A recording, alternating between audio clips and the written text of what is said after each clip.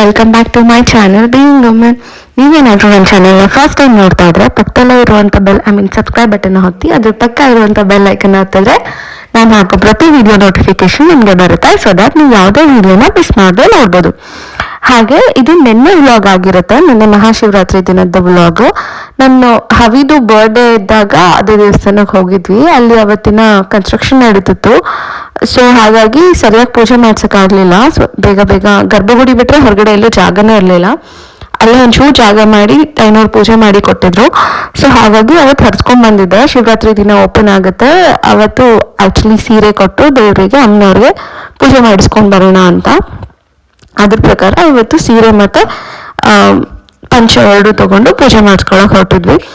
ಹೋಗಿದ ತಕ್ಷಣ ಪೂಜೆ ಏನೋ ಆಯ್ತು. ಪೂಜೆ ಆಗ್ಬೇಕಾದ್ರೆ ಅನೌನ್ಸ್ಮೆಂಟ್ ನಡೀತಿತ್ತು, ಇನ್ನೊಂದು 10 minutes ಅಲ್ಲಿ ಮಹಾಮಂಗಳಾರತಿ ಶುರು ಆಗುತ್ತೆ ಅಂತ. ಸೊ ನಾನೇನು ಅನ್ಕೊಂಡೆ, ಬಂದಿದ್ದೀವಲ್ಲ ಹೇಗಿದ್ರು ಮಹಾಮಂಗಳಾರತಿ ಮುಗಿಸ್ಕೊಂಡು ಹೋಗೋಣ ಅಂತ ಅಲ್ಲೇ ವೆಯ್ಟ್ ಮಾಡ್ತಾ ಕೂತಿದ್ವಿ. ಮತ್ತೆ ಇಲ್ಲಿರೋದು ನಾಗಲಿಂಗೇಶ್ವರ ಮತ್ತೆ ದಾಕ್ಷಾಯಿಣಿ ದೇವಿ. ಮತ್ತೆ ಹೇಳಿದ್ನಲ್ಲ ಈ ದೇವಸ್ಥಾನ ಇನ್ನು ಕನ್ಸ್ಟ್ರಕ್ಷನ್ ನಡೀತಿದೆ ಅಂತ. ಇನ್ನು ಪೂರ್ತಿ ಆಗಿಲ್ಲ, ಹಬ್ಬ ಬಂತು ಅಂತ ಮೇನ್ಲಿ ಬೇಕಾಗಿರೋಷ್ಟು ಅರ್ಧಂಬರ್ಧ ಕನ್ಸ್ಟ್ರಕ್ಷನ್ ಮುಗಿಸ್ಕೊಂಡು ಹಾಗೆ ಹಬ್ಬಕ್ಕೋಸ್ಕರ ಓಪನ್ ಮಾಡಿದ್ದಾರೆ. ಅಂದ್ರೆ ತುಂಬಾ ಹಳೆ ದೇವಸ್ಥಾನ, ಈಗ ಮತ್ತೆ ರೀಕನ್ಸ್ಟ್ರಕ್ಟ್ ಆಗ್ತಿದೆ, ರಿಮೋಡಿಫೈ ಆಗ್ತಿದೆ.